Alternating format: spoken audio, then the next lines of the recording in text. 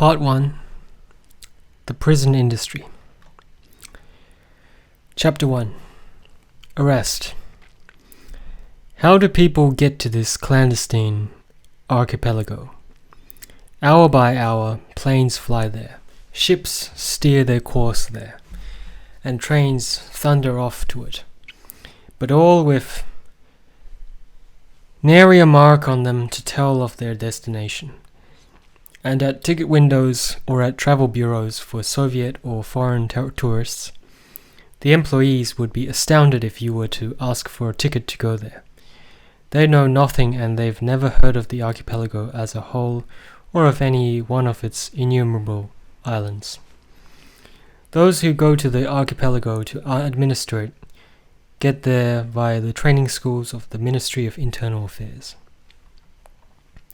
Those who go there to be guards are conscripted via the military conscription centers. And those who, like you and me, dear reader, go there to die, must get there solely and compulsorily via arrest. Arrest. Need it be said that it is a breaking point in your life, a bolt of lightning which has scored a direct hit on you? That it is an unassimilable spiritual earthquake not every person can cope with, as a result of which people often slip into insanity. The universe has as many different centers as there are living beings in it. Each of us is a center of the universe, and that universe is shattered when they hiss at you, "You are under arrest." If you are arrested, can anything else remain unshattered by this cataclysm?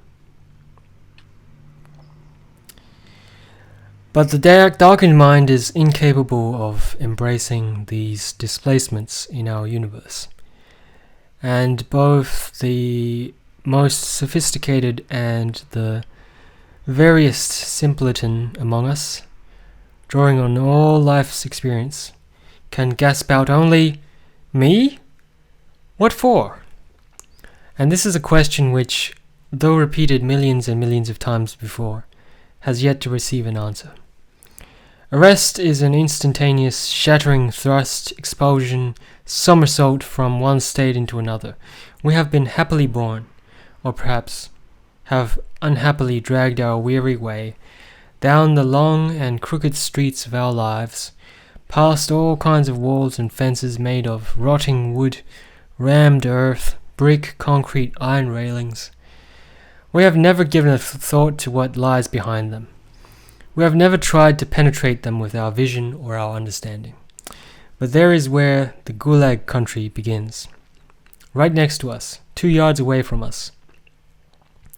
In addition, we have failed to notice an enormous number of closely fitted, well disguised doors and gates in these fences. All those gates were prepared for us, every last one. And all of a sudden, the fateful gate swings quickly open, and 4 white male hands, unaccustomed to physical labor, but nonetheless strong and tenacious, grab us by the leg, arm, collar, cap, ear, and drag us in like a sack. And the gate behind us, the gate to our past life, is slammed shut once and for all. That's all there is to it. You are arrested. And you will find nothing better to respond with than a lamb-like bleat. "Me? What for?" That's what arrest is. It's a blinding flash and a blow which shifts the present instantly into the past and the impossible into omnipotent actuality. That's all. And neither for the first hour nor for the first day will you be able to grasp anything else, except that in your desperation the fake circus moon will blink at you. It's a mistake. They'll set things right.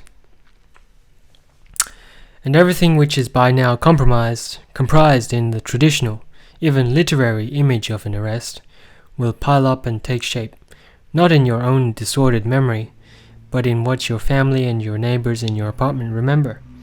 The sharp nighttime ring, or the rude knock on the door, the insolent entrance of the unwiped jackboots of the unsleeping state security operatives, the frightened and cowed civilian witnesses at their backs. And what function does this civilian witness serve? The witness doesn't even dare think about it, and the operatives don't remember. But that's what the regulations call for. And so he has to sit there all night long and sign in the morning. For the witness, jerked from his bed, it is torture too.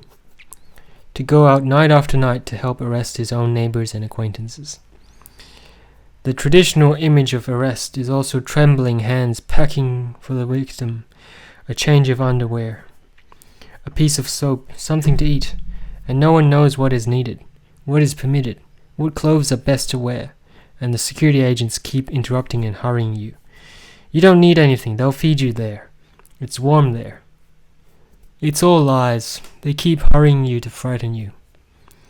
The traditional image of arrest is also what happens afterward, when the poor victim has been taken away.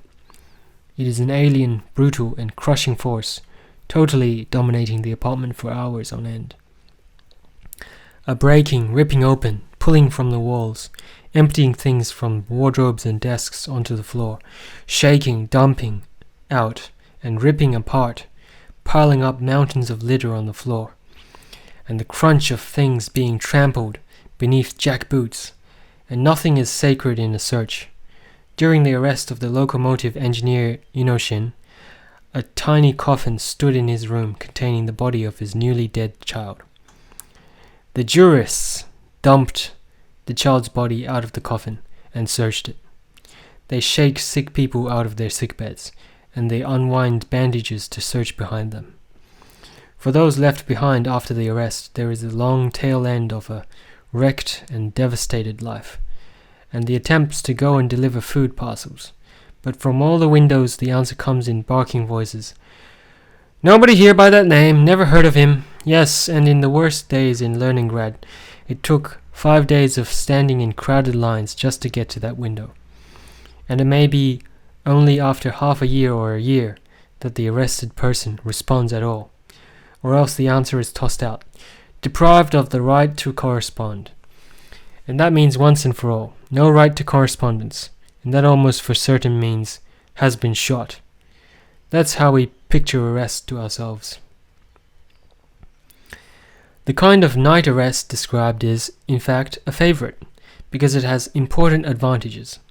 Everyone living in the apartment is thrown into a state of terror by the first knock at the door. The arrested person is torn from the warmth of his bed. He is in a daze, half asleep, helpless, and his judgment is befogged. In a night arrest, the state security men have a superiority in numbers. There are many of them, armed against one person who hasn't even finished buttoning his trousers. During the arrest and search, it is highly improbable that a crowd of potential supporters will gather at the entrance. The unhurried, step-by-step visits, first to one apartment, then to another, tomorrow to a third and a fourth, provide an opportunity for the security operations personnel to be deployed with the maximum efficiency and to imprison many more citizens of a given town than the police force itself numbers. In addition, there's an advantage to night arrests in that neither the people in neighboring apartment houses nor those on the city streets can see how many have been taken away. Arrests which frighten the closest neighbors are no event at all to those farther away. It's as if they had not taken place. Along that same asphalt ribbon on which the Black Marias scurry at night, a tribe of youngsters strides by day with banners, flowers, and gay, untroubled songs. But those who take, whose work consists solely of arrests, for whom the horror is boringly repetitive, have a much broader understanding of how arrests operate. They operate according to a large body of theory, and innocence must not lead one to ignore this. The science of arrest is an important segment of the course on general penology, and has been propped up with a substantial body of social theory. Arrests are classified according to various criteria: nighttime and daytime, at home, at work, during a journey, first-time arrests and repeats, individual and group arrests. Arrests are distinguished by the degree of surprise required, the amount of resistance expected, even though in tens of millions of cases no resistance was expected, and in fact there was none. Arrests are also differentiated by the thoroughness of the required search, by instructions either to make out or not to make out an inventory of confiscated property, or seal a room or apartment, to arrest the wife after the husband and send the children to an orphanage, or to send the rest of the family into exile, or to send the old folks to a labor camp too.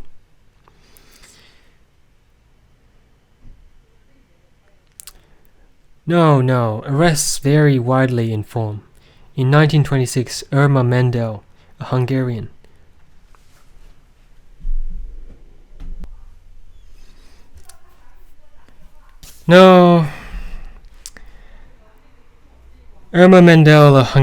obtained through the Comintern 2 front-row tickets to the Bolshoi Theatre. Interrogator Klegel was courting her at the time, and she invited him to go with her. They sat through the show very affectionately, and when it was over, he took her straight to the Lubyanka, and if on a flowering June day in 1927, on Kuznetsky Most, the plump-cheeked, red-headed beauty Anna Skripnikova, who had just bought some navy blue material for a dress, climbed into a hansom cab with a young man about town. You can be sure it wasn't a lover's tryst at all, as the cabman understood very well and showed by his frown. He knew the organs don't pay. It was an arrest. In just a moment they would turn on the Lubyanka and enter the black maw of the gates. No, one certainly cannot say that daylight arrest during a journey, or arrest in the middle of a crowd has ever been neglected in our country. However, it has always been clean-cut, and, most surprising of all, the victims, in cooperation with the security men, have conducted themselves in the noblest conceivable manner, so as to spare the living from witnessing the death of the condemned. Not everyone can be arrested at home, with a preliminary knock at the door, and if there is a knock, then it has to be the house manager or else the postman. And not everyone can be arrested at work either.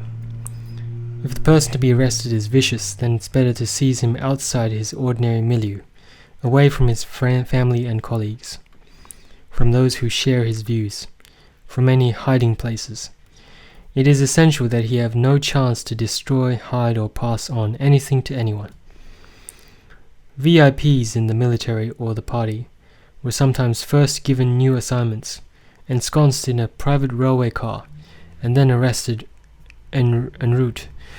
Some obscure ordinary mortal, scared to death by epidemic arrests all around him, and already depressed for a week by sinister glances from his chief,